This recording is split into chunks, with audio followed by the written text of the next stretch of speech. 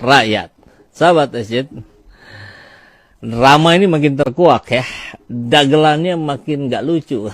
Tapi tetap kita tertawakan saja ya. Tentu tertawa miris ya, dan ini mudah-mudahan menjadi motif kita untuk terlibat dalam upaya perubahan negeri ini. Jangan sampai negara demokrasi ini berubah menjadi negara, bukan lagi negara, tapi menjadi kerajaan. Ngeri kan? Kerajaan Joko Widodo. Wah. Jadi, sahabat SJ, dalam kasus ini, sekarang sudah mulai terbongkar. Ternyata penggugat mahasiswa UNS dan UNSA itu, dua orang ya, adalah adik kakak. Dan dua-duanya, tentu karena adik kakak ya, dua-duanya adalah anak dari Boyamin Saiman. Boyamin Saimin apa Saiman ya? Ya, dia ketua MAKI, Masyarakat Anti Korupsi Indonesia. Berapa tahun lalu pernah kita tayangkan juga ya, tapi kabar yang positif tempo hari. Yang sekarang ternyata, konon kabarnya Boyamin ini yang masih kerabatnya Jokowi. Ada sejarah panjang yang dibangun oleh Boyamin dengan Jokowi sejak Jokowi masih menjadi wali kota di Solo. Sudah ada barangkali kerjasama tertentu antara keluarga Jokowi dan keluarga Boyamin. Hari ini kerjasamanya dalam urusan menggugat batas usia capres-cawapres. Dan PSI ditolak, Garuda ditolak, dari Gerindra ditolak, dari mahasiswa UNS. Sahabat Ecet, nih kita pernah kuliah dulu ya. Pernah nggak ya kepikiran gitu waktu zaman mahasiswa ini menggugat ke Mahkamah Konstitusi? Saya kira nggak ada, bahkan hari ini pun nggak ada kepikiran mahasiswa itu menggugat sampai ke level Mahkamah Konstitusi. Tidak ada. Terus gimana dong ini? Ya udah seperti yang lain-lain aja. Ini boneka saja. Disuruh-suruh saja. Ada videonya aja yang dia nggak ngerti, dia nggak paham. Bahkan mengaku pikun. Ngeri kan? Anak muda mahasiswa mengaku pikun. Dia anaknya Boyamin Saiman. Mohon maaf kalau salah ya, saya lupa Saiman apa Saimin. Saiman. Dan hasilnya apa hari ini? Ya, Mahkamah Konstitusi sudah diplesetkan menjadi mahkamah keluarga yang dimusuhi oleh rakyat. Istana diguncang oleh orang-orang yang tidak terima dengan cara-cara picik seperti ini. PDIP ngamuk luar biasa. Semuanya bicara ke publik. Gerindra kalap. Kalap ini kayaknya nih sekarang dia merasa di atas angin mungkin ya. Padahal dia lupa.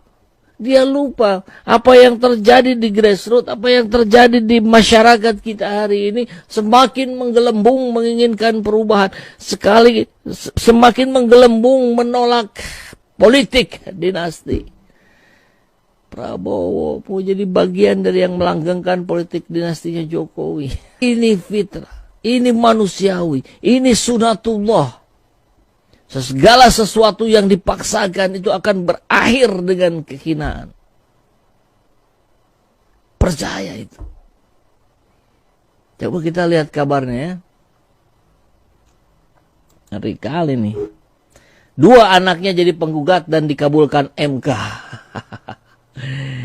Ini kata tokoh MAKI Boyamin. Luar biasa ini ya. 2 anak muda kota Solo. Kota Solo, dari Solo. Tempatnya Gibran. Kok nggak coba tuh dari mana? Kalau mau nyeting tuh ya. Ya dari Papua gitu, dari Kalimantan. Ini dari Pulau Jawa. Dari Jawa Tengah. Dari kota Solo. Tempat Gibran menjadi wali kotanya. Terlalu telanjang cara-cara piciknya ini.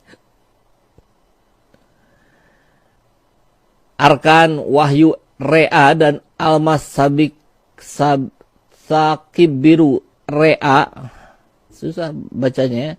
Ternyata anak dari Koordinator Masyarakat Anti Korupsi Indonesia Boyamin Saiman. Saiman yang benar ya. 2 Dia ketua masyarakat anti korupsi Indonesia tapi tidak anti nepotisme kali ya.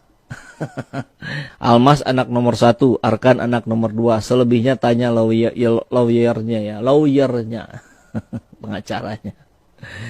Berdasarkan catatan solopost.com, Arkan Wahyu Rea merupakan mahasiswa Prodi Ilmu Hukum UNS Solo, sedangkan Almas Sabikibiru merupakan mahasiswa Fakultas Hukum. Bapaknya hukum, semuanya hukum ya. Di mana dihukum? Satu di UNS, satu di UNSA. UNSA itu Universitas Surakarta.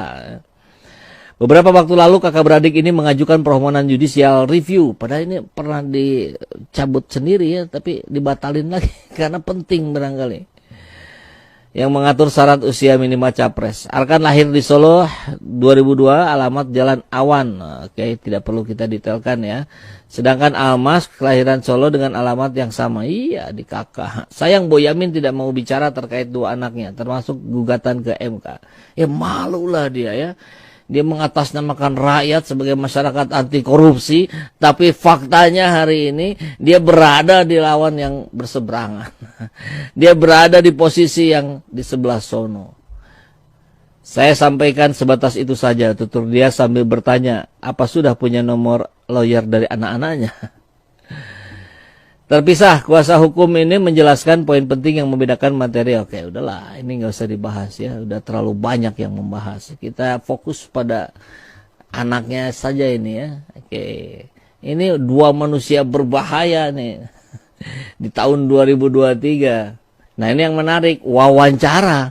Di wawancara sudah ini anak ini. Kita lihat bagaimana kecerdasannya mahasiswa ini.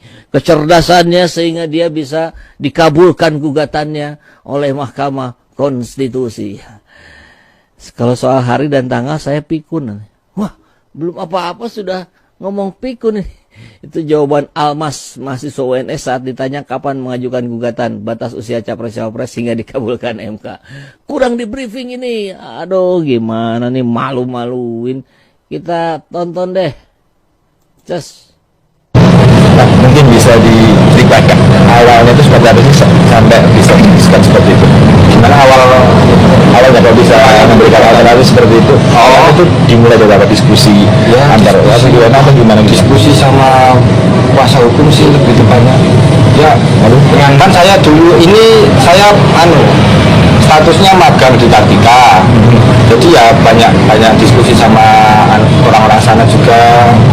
Dapat support juga ya. Makasih lah buat semuanya pokoknya.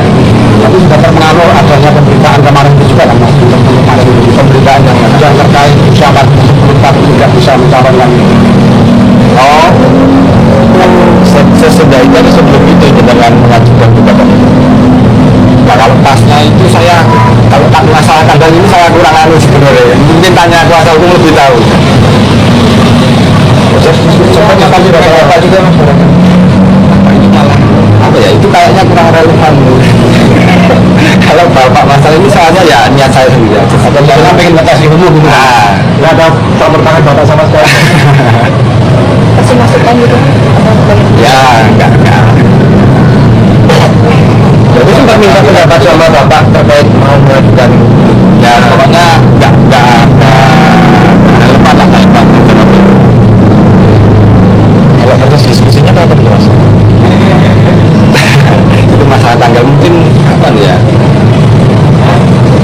Bulan apa gitu? Kalau mulai sebelum September itu apa? Agustus September mungkin di bulan itu ya berarti ramai pembicaraan terkait. Saya agak lupa sebenarnya soal masalah hari tanggal ini pikun saya. Soal hari tanggal itu pikun saya. Bukan hanya hari tanggal. Anda sebelum bulan September aja nggak tahu. Bulan September itu, sebelum September itu apa ya? Sampai harus dikasih tahu itu Agustus. Astagfirullahaladzim. Ini kualitas mahasiswa yang berhasil menggugat batas capres-cawapres. Ini manusia paling berbahaya ini. Walaupun kecerdasannya sama sekali tak terlihat ini. Ya inilah paradoks Indonesia hari ini tuh ya begini.